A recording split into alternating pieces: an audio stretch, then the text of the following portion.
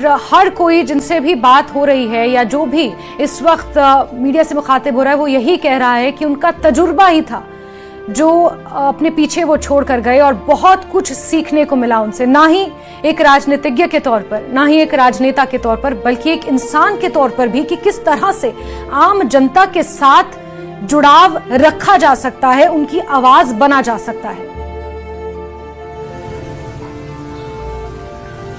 देखिए, ओम प्रकाश चौटाला सिर्फ एक ऐसे शख्स नहीं थे जो राजनीति करते थे। वो अपने व्यक्तिगत जीवन में भी बहुत शिष्टाचार से रहते थे और उनका जो खान पान है उसकी भी बात करें, सात्विक खाना खाते थे, कभी चाय नहीं पीते थे, धूम्रपान नहीं करते थे, शराब नहीं पीते थे।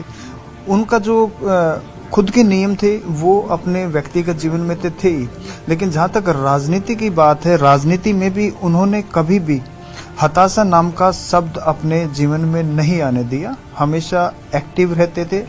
और अब 2024 की ही हम बात करें तो दो बड़े चुनाव हुए हरियाणा के अंदर, जो एक तो जनरल इलेक्शन लोकसभा और विधानसभा, इन दोनों में भी वो काफ़ी सक्रिय नजर आए। अपनी पार्टी के उम्मीदवारों के पक्ष में प्रचार करने की बात हो या फिर जनसभाओं में जाने की बात हो, वो एक्टिव नजर आए। यानी कि एक इंसान अगर जन्म लेता है तो वो कर्म करते रहना चाहिए, ये उनका मैसेज था अंतिम क्षणों तक। और ओम प्रकाश चौटाला के बारे में तो ये कहा जाता कि उनकी याददाश्त इतनी जबरदस्त थी कि प्रदेश के अंदर तकरीबन 7,000 गांव है और हर गांव में उनकी पार्टी के कार्यकर्ता हैं। बहुत से कार्यकर्ताओं को उनके नाम से जानते थे और अभी भी किसी भी गांव का कोई कार्यकर्ता उनसे मिलने जाता था, उनको पहचान लेते थे और उनके नाम से उनको पुकारते थे। ये उनकी याददाश्त के बारे में लोग नंबर भी याद रहते थे उन्हें। मैंने ये भी सुना है कि उन्हें फोन नंबर्स भी याद रहते थे।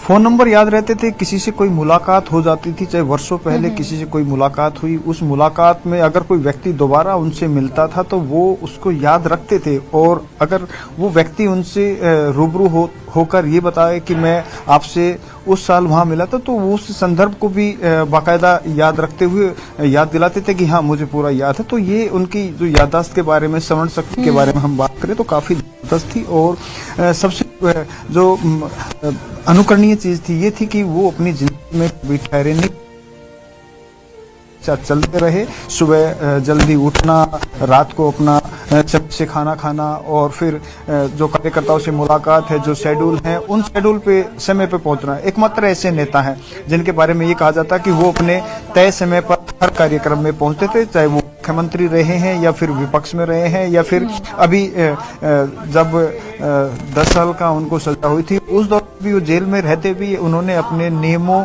से कोई समझौता नहीं किया, चाहे उनके खाने पीने की बातें हो या फिर परहेज की बात हो, हमेशा परहेज रखते थे। और इस तरह का उनका राजनीतिक जीवन नहीं था जो आमतौर पर हमें नेताओं के बारे में सुनना पड़ता है कि उनके बारे में आरोप प्रत्यारोप बातें लगती हैं। ओम प्रकाश चौटाला के बारे में कोई इस तरह की बातें नहीं करता। हाँ, वो अपने जो उनकी कार्यशैली थी, जी बिल्कुल बिल्कुल धीरेन्द्र अपनी कार्यशैली के लिए जाने जाते थे। और एक अच्छे नेता की पहचान यही होती है, एक नेता को सबसे बड़ा वही बनाता है कि वो अपनी जनता को किस तरह से रखता है, जनता के साथ जुड़ाव किस तरह से रखता है। तो ओम प्रकाश चौटाला का ये जनता के साथ जुड़ाव ही था जो आज हम इन तस्वीरों में देख रहे हैं कि हर कोई भी ऐसा नहीं है धीरेन्द्र। और साथ ही साथ चाहे केंद्र की राजनीति की बात की जाए, प्रदेश की राजनीति की बात की जाए, शायद ही कोई ऐसी शख्सियत है जिन्होंने ओम प्रकाश चौटाला को श्रद्धांजलि ना दी हो। अगर खुद नहीं आ पाए तो सोशल मीडिया हैंडल के जरिए, अपने बयानों के जरिए, मीडिया के जरिए अपनी श्रद्धांजलि पहुंचाई है।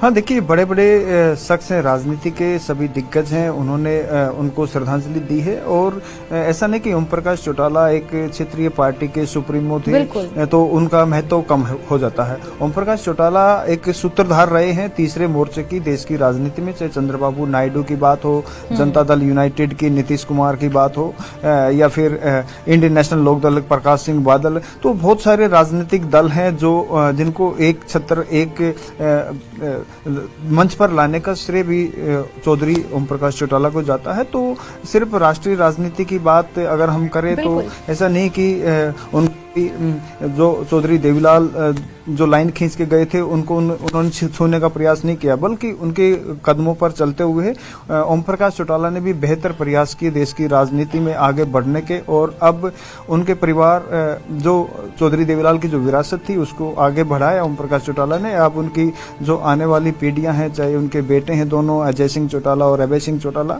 हरियाणा की राजनीति में बेहतर सक्रिय हैं। और अब तो उनके पोते हैं जो चाहे दुष्यंत चौटाला की बात करो, प्रदेश के डिप्टी सीएम बन चुके हैं। अभी आदित्य चौटाला है, उनके छोटे भाई जगदीश चौटाला के बेटे हैं, वो अभी इंडियन नेशनल लोकदल के विधायक है डबवाली से। इनका पोता है अर्जुन चौटाला, वो भी विधायक है। तो कह सकते हैं कि इनके जो राजनीतिक तौर पर चौटाला परिवार एक बड़ी विरासत ओम प्रकाश चौटाला छोड़कर गए। बिल्कुल बिल्कुल धीरेन्द्र, राजनीति में उतार चढ़ाव इसी तरह रहते हैं, लेकिन उससे ऊपर उठकर जो ओम प्रकाश चौटाला की शख्सियत थी उसी को हर कोई याद कर रहा है। हम किसी के भी बयान उठाकर सुन लें, इससे पहले मैं यही कह रही थी कि राजनीतिक प्रतिद्वंदता तब तक होती है जब तक आप सक्रिय राजनीति में होते हैं, लेकिन उसके बाद जब आप उम्र के एक ऐसे पड़ाव में होते हैं तो जो सक्रिय राजनीति में होते हैं वो सिर्फ आपसे सीख ले सकते हैं, आपके तजुर्बे से वो सीख सकते हैं कि किस तरह से जनता के लिए काम करना है, हरियाणा की जनता के लिए काम करना है। देखिए, वो जो अपने दैनिक जीवन में जो उनकी दिनचर्या रहती थी वो उसको जिस शिद्दत से फॉलो करते थे, यानी कि सुबह उठ के चाहे उनका कार्यकर्ताओं से मिलने का कार्यक्रम हो या फिर किसी जनसभा रैली के अंदर, वो तय समय पर पहुंच जाते थे। और अभी भी उम्र के इस पड़ाव पे 89 साल के थे तब भी सक्रिय रहते थे। एक मैं आपको एक वाक्य बताता हूँ कि पिछले साल की बात है, वो एक आम कार्यकर्ता, छोटा सा कार्यकर्ता रोहतक में, उनके परिवार में कोई निधन हो गया और पार्टी भी अभी इस लेवल पे नहीं थी कि भाई जिसके साथ बहुत सारे कार्यकर्ता लगे। वो व्यक्तिगत तौर पर चौधरी ओम प्रकाश चौटाला उस व्यक्ति के घर पहुंचे शोक प्रकट करने की। जब हमने पूछा तो उनसे, उन्होंने कहा कि मैं एक सामाजिक इंसान हूं, राजनीतिक बेशक हूं लेकिन एक सामाजिक इंसान हूं। मेरे अच्छे संबंध रहे हैं इस परिवार के साथ, जो बच्चे हैं इनके साथ तो नहीं है लेकिन इनके पिता और दादा के साथ रहे हैं। तो मैं कभी भी नहीं भूलता जो सामाजिक जिम्मेदारियां हैं, चाहे भाई अगर समाज में हम रहते तो इनको हमें पूरा करना चाहिए। तो वो चीजें, ये एक छोटे से कार्यकर्ता के घर जाने से भी गुरेज नहीं रखते थे। ऐसा नहीं कि राजनीतिक तौर पर कोई मजबूत कार्यकर्ता हो उसी के घर जाते हैं, ये एक आम कार्यकर्ता उसके घर भी जाते हैं। तो यही ओम प्रकाश चौटाला को बाकी राजनीतिक लोगों से अलग करती है कि वो प्रदेश के अंदर जितने भी क्षेत्र हैं, जैसे कभी अहिरवाल की बात चलती, कभी वाली बेल्ट की, कभी बागपत की, कभी जीटी रोड बेल्ट की, तो आमतौर पर ये आरोप लगते रहते हैं हरियाणा की राजनीति में कि फला नेता ने फला एरिया का विकास किया। लेकिन ओम प्रकाश चौटाला के बारे में ये कहा जाता कि उन्होंने अपने कार्यकर्ताओं को सबसे ऊपर रखा है, वो किसी भी जिले, किसी भी क्षेत्र के रहने वाले। बिल्कुल बिल्कुल, सबसे बड़ी खासियत थी इनकी। बिल्कुल धीरेन्द्र, और राजनीति में ही नहीं बल्कि समाज के लिए भी उन्होंने बहुत बड़े बड़े काम किए। अगर हम जिस गुरुग्राम की आज बात करते हैं, जो हमारे देश का एक इतना प्रसिद्ध औद्योगिक क्षेत्र बन चुका है, गुरुग्राम आईटी हब आज की डेट में बन चुका है, ट्रंप टावर जैसी बड़ी बड़ी बिल्डिंग्स आज गुरुग्राम में हैं, महंगे से महंगे फ्लैट्स उसी गुरुग्राम की नींव कहीं ना कहीं अगर देखा जाए धीरेन्द्र तो ओम प्रकाश चौटाला ने ही रखी थी। देखिए, गुरुग्राम की भी नींव रखी है आधुनिक हरियाणा के निर्माण में। चौधरी बंसीलाल और चौधरी ओम प्रकाश चौटाला का बहुत बड़ा योगदान रहा है। अभी हम खेलों की जहां तक बात करें, पूरी दुनिया भर में ये माना जाता है कि हरियाणा की खेल नीति सबसे अच्छी है, लेकिन इसका श्रेय चौधरी ओम प्रकाश चौटाला को ही जाता है। 1999 के जब ओलंपिक हुए थे 2000 के, तब उस वक्त कर्णम मल्लेश्वरी कांस्य पदक जीत के आई थी भारोत्तोलन में, वेट लिफ्टिंग में।